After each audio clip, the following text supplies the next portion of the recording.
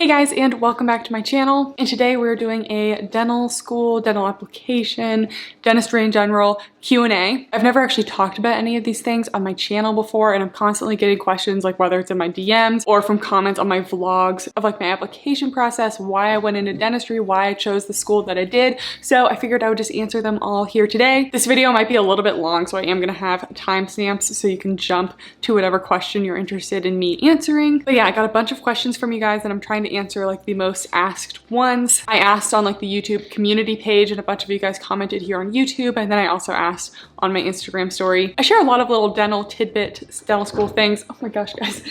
On my Instagram story as well, so if you're not already following my Instagram, here it is. And without further ado, let's get into the questions. So first of all, in case you guys didn't know, I am a DS2, which is a second year dental student at the UNLV School of Dental Medicine in Las Vegas, Nevada. I am not from Las Vegas. I didn't go to undergrad in Las Vegas. I never thought I'd be coming here, but here I am. We'll get into why I chose this school later, but just kind of wanted to start off with that. And question number one to start off the video is, why did I go into dentistry over any other healthcare career? So the person who asked this question specifically asked like, why dentistry versus medical school versus PA school versus like NP, all that kind of stuff. And to be quite honest, I never even thought about like PA school or being an NP or any of those, even though they're like great careers. People around me in high school and undergrad were really only like thinking like doctor mindset. I didn't have like a single friend ever growing up who was like interested in nursing or pre-nursing. It was either like doctor or like not doctor. So that was never really on my mind. And growing up, I wanted to be an orthopedic surgeon because I was a dancer all throughout school and I had to go to the orthopedic surgeon myself quite a bit for various dance injuries, and I just loved how much they helped me. And I specifically wanted to be a surgeon because I love working with my hands. The idea of just like being behind a desk all day just like drives me insane. So up until like the end of my freshman year of college, that was the plan. I knew I was going to be in all of the pre-dental courses all throughout college. I started off my first semester with Gen Chem. And if you are interested in the medical field, I highly suggest you do a lot of shadowing and you ask a lot of questions while you're shadowing, because every doctor and orthopedic surgeon I shadowed, they just like weren't really like getting me excited about going into it. They all seemed a bit burnt out to me, and it felt like the lifestyle was really hard on them. And I think it would have been happy being a doctor, but the idea of like an 80-hour work week and getting burnt, like I just know I would have gotten burnt out like that. So the lifestyle just really wasn't for me. One of the girls in my sorority was pre-dental and it was kind of rare at that point. So I was like, okay, I have to ask, why do you want to be a dentist? Like, what interests you about this? The more I talked to her about it, the more the career really resonated with me. Dentistry is really a combination of healthcare and also art. You can be very artistic with dentistry. You're essentially rebuilding people's smiles. Obviously that's only part of dentistry, but there is cosmetic dentistry. You also get to work with your hands. It has a really great work-life balance. Most of the dentists I know work like 3 to 4 days a week when they're like settled into their career. There's still a lot of private dental practices, so there's still the opportunity for a lot of autonomy. And the more I thought about it, I used to ask for like electric toothbrushes for Christmas like as a child, and I was like obsessed with brushing my teeth, and I've always really cared about oral hygiene, so it really just clicked with me. And as I was shadowing different dentists, almost every single dentist I shadowed was like, this is a great career, I highly recommend it, and they were super excited about me going into dentistry. And that's just not the same kind of feedback I got from the doctors I shadowed. And the more I get into doing actual dentistry, the more I realize that this is the right choice for me. Next question, do you plan on specializing? When I first entered the pre-dental path, I was committed to being an oral surgeon. The more I learn about oral surgery, it's much more than just teeth extractions. And at some point, I am just going to want to stop being in school. It's a lot of school, and if you're a general dentist, you don't have to do any residency or anything. Now, if oral surgery was my true calling, I would have done the residency and I would have, you know, stuck it out. But to be honest, I think I'm going to be very happy as a general dentist. And as a general dentist, you really get to do anything you want. First of all, you can do cosmetic dentistry. That's not even a specialty. You can do endodontics. In our endo class, we actually just learned that 90% of root canals are actually done by general dentists and not endodontists. You can still do plenty of extractions. You can do prosthodontics. You can even do some pedo. You can really do a little bit of everything as a general dentist. And if you come across a case that's just too complex or you don't want to do it, you just refer it to the specialist. From a financial perspective as well, a lot of general dentists have the capabilities of making just as much as certain specialists. So that's not really an extra bonus either. And yeah, none of the specialties are really calling out to me. I'm also not super interested in ortho, so general dentistry it is. Another question, do dental graduates have to do a residency? No, in some states. I believe in New York, you do have to do a 1-year GPR/AEGD.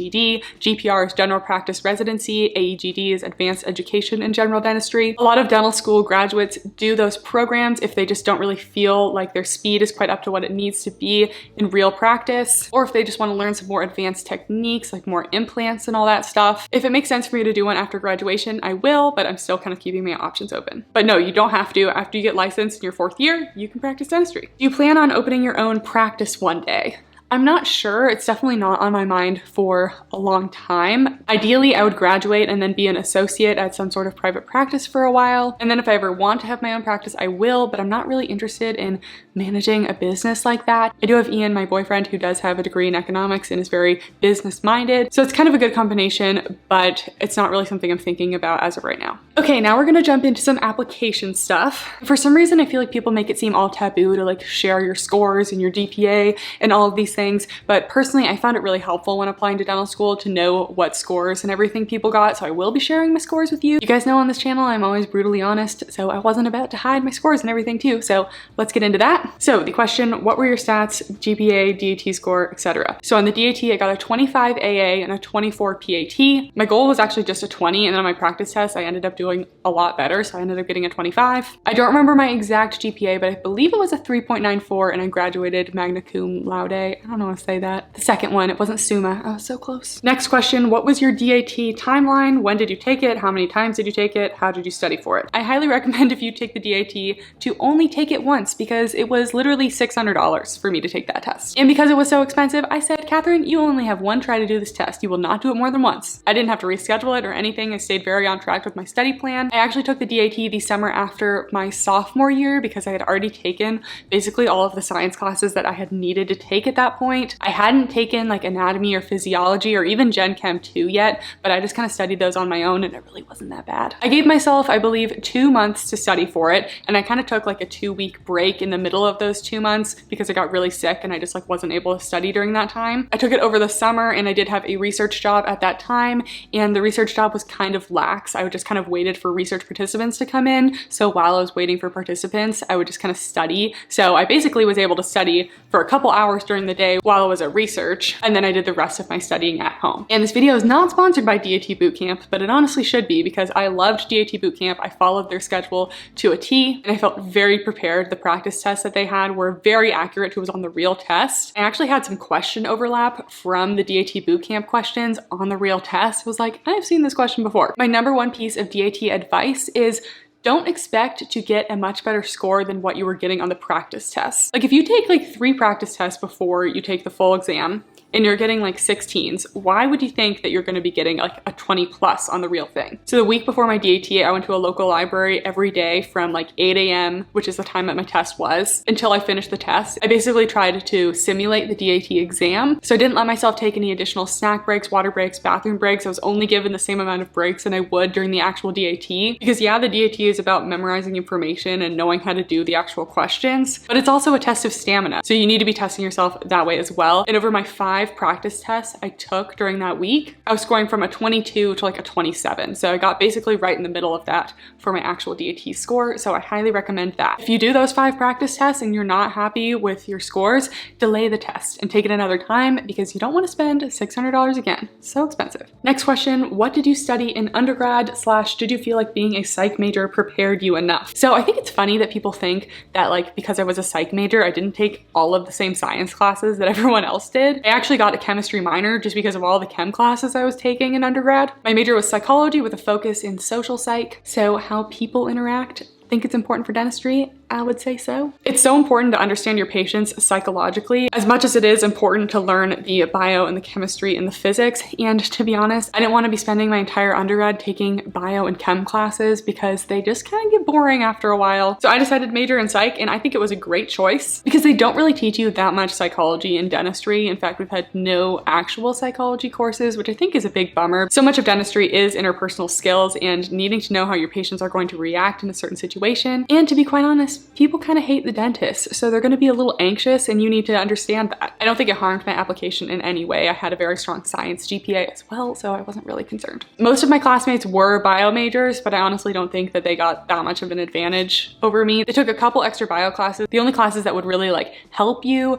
would be biochem, which I did take, physiology, which I didn't take, microbiome and immunology, and maybe histology, but I got A's in all of those in dental school and didn't take them in undergrad, so I don't really think it mattered that much. What extracurriculars did you do in college that prepared you for dental school? So honestly, I'm not sure I remember every single extracurricular I had, but I kind of did like a couple things per semester. I was on the dance team for all 4 years, and then I was the president my senior year, so that definitely showed leadership. I was an officer for my school's pre-dental club. I volunteered for FEMS, which is kind of a women in science club, and I'm all about women in STEM, so I loved that. We went to elementary and middle schools around my college town and did little science projects with them to help them get excited about science. And I've also done a lot of tutoring. For my first 2 years, I tutored with a company called America Reads, America Counts. It was kind of a volunteer-based tutoring for kind of underprivileged kids in the area. And then actually the summer after my senior year, so this wasn't even on my application, I was an SAT and ACT tutor because I'm good at standardized tests. And I did a couple different research projects as well. I worked in a neuro lab at Duke my sophomore year. And that was really fun because we were actually like doing little neuro procedures on people. I don't even remember what it's called anymore, but we had to put these big caps on them with all the little wires and then put like the gel in them. It was cool. I didn't do that for very long though because I switched from being a neuro major to a psych major. And then 2 summers I did research at Stanford because I'm from the Bay Area, so that was nearby to me. One of those summers I did get a first author publication, so I think that helped my application as well. And then obviously I did shadowing. I think I had like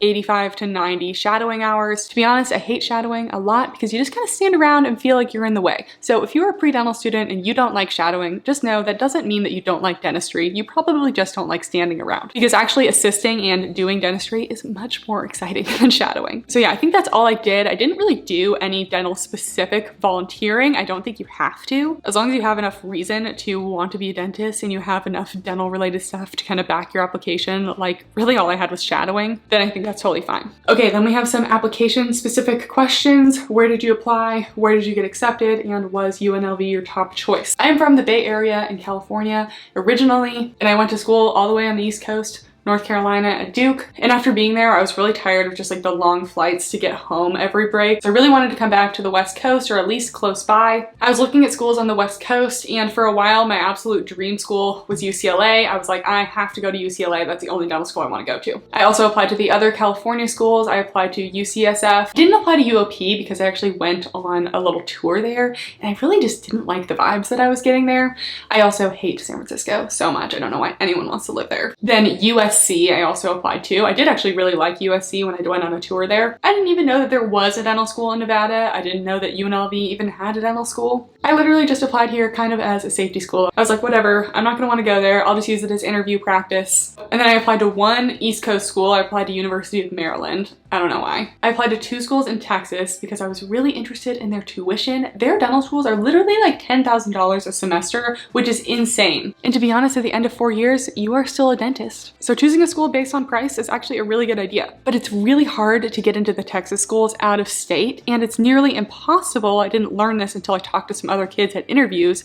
If you apply to Texas schools through the ADSAS application, they basically don't even look at your application. You have to apply through the TMD SAS, which is a Texas specific one. You can apply through either one if you're out of state. They tell you to apply through ADSAS, but other people in my UCLA interview were getting interviews to Texas because they applied through the TMD SAS. I didn't hear of anyone who applied through ADSAS who got an interview there, so that was kind of just wasted money. So if you're interested in applying to Texas schools and you are out of state, apply through the TMD SAS and they will look at your application way more. In terms of interviews, first school I heard back from was UCLA. I was in their very first interview date, which is always a good sign because they invite their most competitive students for the first interview date. 2 weeks later, I interviewed at UCSF, and then like 2 weeks after that, I interviewed at UNLV. I was invited to interview at Maryland and I denied it. And then December 3rd came and I got acceptances to UCLA and UNLV, and I was waitlisted at UCSF. And then like 2 weeks later, I got the USC invite and I just denied it because I had already been accepted to 2 schools at that point, and I just didn't really feel like doing another interview, so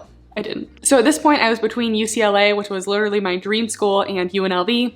UCLA even gave me a scholarship, and I still actually denied them. Because I'm mostly interested in general dentistry, I didn't really care too much about like the stats of like, oh, who gets into residencies at your school, because that just wasn't really something I'm looking for. I want to get as much clinical experience as possible as a dental student. I think that should be many people's focus, because as a dentist, you are going to be practicing clinically for almost all of your time. That's what really won me over about UNLV. Almost every student I talked to was just talking about how much clinical experience they were able to get. If you're interested in endo, UNLV is an incredible school for endo. We get so many endo cases. This one fourth year in my class is literally doing a root canal multiple times a week. And most people who graduate from UNLV don't go on to do those AGD, GPR residency programs because they feel competent enough to practice after their 4 years here, that they don't feel like they need the additional year of practice. So that was really enticing to me as well, because at some point you gotta say enough debt is enough debt and start paying off the loans. Even though sometimes you do get a stipend for those residencies, it's not enough to start paying off your loans, and another year of interest is another year of interest. So I was very impressed with my UNLV interview,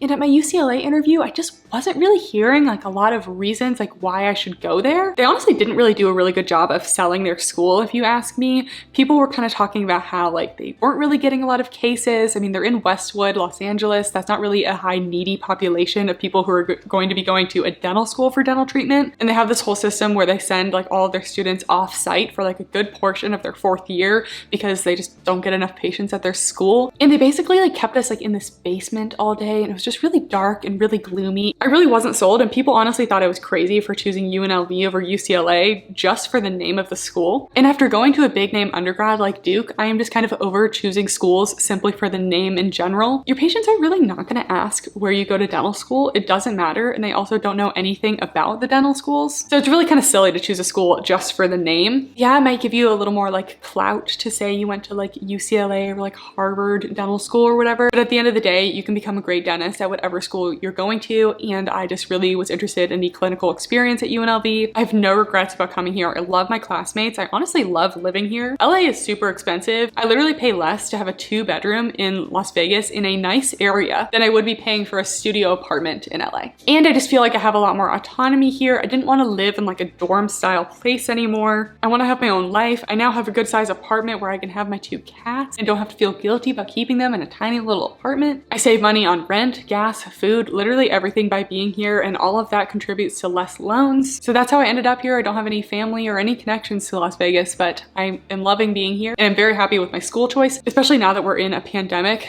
Nevada has much less cases than California, so we're actually still able to go into clinic and practice dentistry. In a lot of California schools, we're not able to do that. So I think a lot of schools are falling behind, while UNLV, we're still doing stuff here, and I'm still getting experience. So then I got some questions about interviews in general, anything to prepare for. Really the only questions I got at interviews were like, why do you want to be a dentist? Like, tell me about yourself. All very general questions. There weren't really any like challenging ones, just kind of your basic job questions, but you really just want to have a conversation with your interviewer, and you really want to have a unique reason about why you want to be a dentist, or just be passionate about it in general. I also got asked, were there any interview questions that caught you off guard? At my UCLA interview, my interviewer asked me a very personal question about kind of a sensitive topic, and I cried for the rest of the interview. And not like a little cry, like I was straight up sobbing, could barely breathe. Like I could barely even answer the question because I was too busy like sobbing. So I clearly thought that I had screwed that over, and then at the end of the interview, he said, if it were up to me, you'd be coming to this school. And then they gave me a scholarship. So don't be too scared, because I literally thought I had screwed that interview over, and I was traumatized because that was my first interview and that was my top choice school. I was so embarrassed after that. I had to like go to the bathroom and like wipe my tears so the rest of the interview people didn't think I just like sobbed. The only school that I think does a weird interview process is USC does like the multiple mini interviews, which is kind of what med schools do. If you are invited to interview at a school, at that point, they're only trying to find reasons to not accept you. Like you're basically in, and they just want to see if you're like a normal person and if you're going to fit in at the school. But at that point, I was pretty confident, so I wasn't like super worried. I also got the question, how did you deal with rejection, if you had any? I only got rejected from the Texas schools. At that point, I had already had interviews, and I really just applied to the schools because of the tuition price, so I wasn't really super bummed. Again, apply through the TMD SAS, so don't make my same mistake. And just a couple final questions, because I'm sure this video is already long. How is having pets in dental school? I wouldn't have it any other way. I think that they reduce my stress so much, and I literally love having them so much. Can't imagine not having pets, to be honest. Nothing like studying for a stressful exam and having a purring cat on your lap. It makes everything better. Biggest tip for D1, learn how to study quickly. In undergrad, I used to leave myself a week or more to study for an exam because simply I just had that time. But in dental school, you might have 1 to 3, maybe more exams every single week, and you have to learn how to be able to look at the material 1 to 2 times and know it enough to do well on an exam. And it is possible. I've gotten so much faster at studying to the point where I leave myself like 3 to 4 days if I'm lucky. Over the summer, there were some exams where I literally had a single day to study because we were having 4 in 1 week and I just couldn't do any more. Was there something you did in high school to prepare you for dentistry? No, I had no idea I was going to dental school. You really don't have to do anything in high school. Best classes to take in college to get ready. You already have to take so many prereqs. If you are like a freshman, sophomore, or even junior in college, definitely look at the schools that you think you might be applying to because each school has slightly different prereqs. I actually avoided applying to schools that required microbiology as a prereq because I just didn't want to take micro. So you kind of have your basic biochem physics. Some schools require anatomy and physiology, some require biochem, some require a psych course, some require an English class. I did have to take an English class, but it was honestly one of the most fun courses I took in college. It was on dystopian literature, Hunger Games. And if you're just feeling like taking some extra prereq courses, I wrote down the ones that I felt like would be most helpful based on kind of the most science-heavy courses my freshman year or my first year. It's not called freshman year. Microbiology, immunology, physiology, and anatomy. You are going to learn all of these anyway, so it's not a huge deal. But if I had to choose one, I would take an anatomy course in undergrad because anatomy is very fast-paced in dental school, and it's just very helpful to have like a more in-depth review of it while you're in undergrad so that you're learning it for a second time in dental school. How do you pay for dental school? As a dental student, you don't really have time to work like a side job or even like a part-time job. I wouldn't really recommend it. I have YouTube and Instagram here, which does provide me somewhat of an income. Obviously, it's not covering everything. But the nice thing about what I do is that it's entirely flexible, and on weeks that I have a lot of exams, I just don't do anything for YouTube or Instagram. Most people take out loans. They'll give you enough to cover tuition and then also to cover living expenses, and you really shouldn't need any more than that. They provide plenty for rent, food, etc. Do you get hands-on experience with clients during dental school, or do you just use props? I am already working on patients. From the first semester of my sophomore year, I started seeing patients for cleanings. We do a lot of inpatient work. By the time you're a 4th year, you are basically only seeing patients like all the time and basically acting like a real dentist, except under the supervision of faculty. Okay, I think this video is very long. I hope it kind of answered some questions. I can always do a round 2 of this type of video if you guys have more questions in the future. I love dental school. Every semester we get to do more clinical work, and it just makes me really excited about being a dentist. So I hope if you're pre-dental that this makes you a little bit excited as well. If you're not already subscribed, please make sure to do so and give this video a thumbs up, and I will see you guys next time. Bye!